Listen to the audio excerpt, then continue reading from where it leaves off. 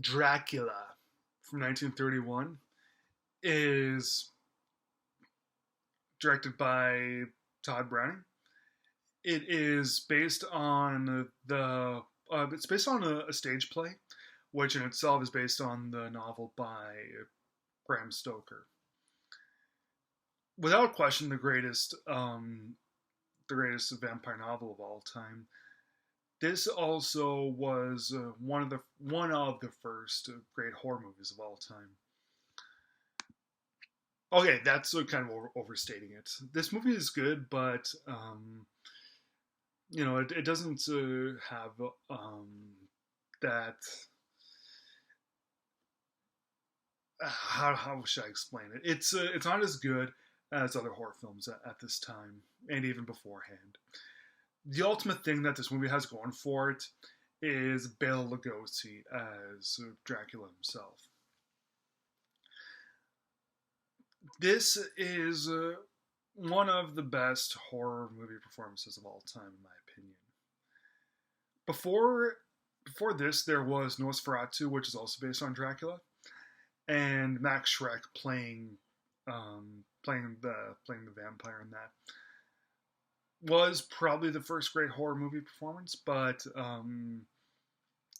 this one right here ultimately rivals it. It is probably more iconic, and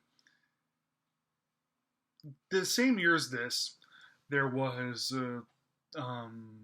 Frankenstein with Boris Karloff.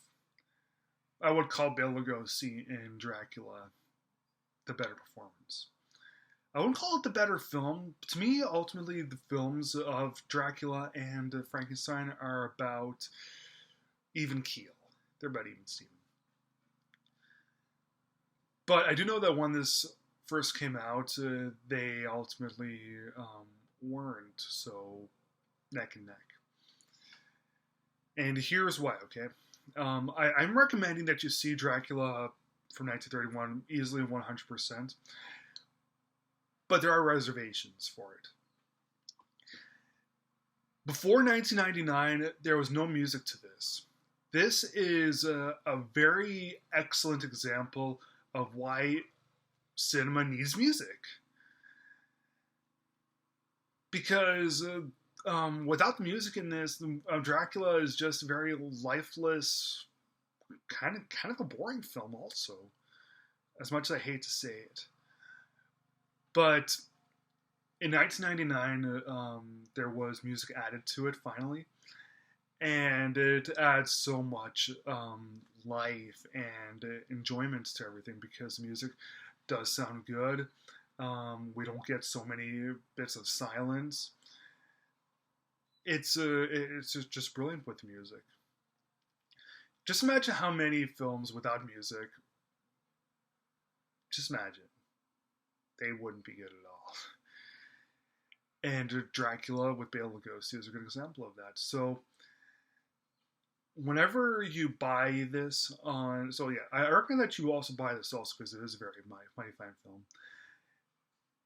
When you buy this on DVD or Blu-ray, always make sure that make sure that you put it on the music part, because the copy that I have, it's optional. Play with music or play without music. Always make sure that you play with music.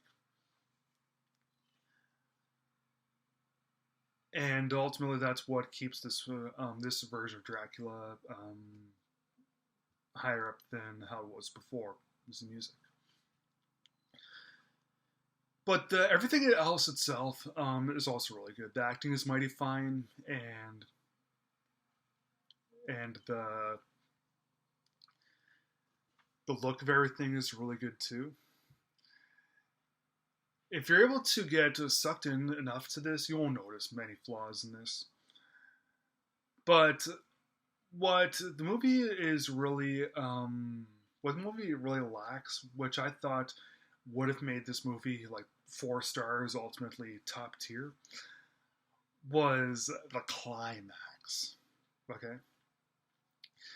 The climax was supposed to be the highest point in the film, the ultimate turning point.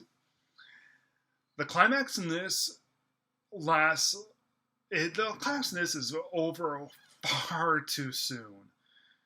It's so like okay, Dracula is one of the best horror movie villains of all time. Even before it became a movie with Nosferatu, Dracula was such an awesome presence, and it okay okay. There's gonna be spoilers in this. I have to spoil it. Dracula goes down without a fight, and I thought that was a major waste in this. If there was more of a fight, there was more of a struggle. If the climax lasted a couple minutes as it ultimately should have, then yeah, this movie would have been a 4-star film. But the way that it stands right now, it's not. But it still is a good film that I recommend everyone sees and gets to know ultimately who the real Dracula in movies is. The best Dracula in the movies. And that is the one and only Bela Lugosi.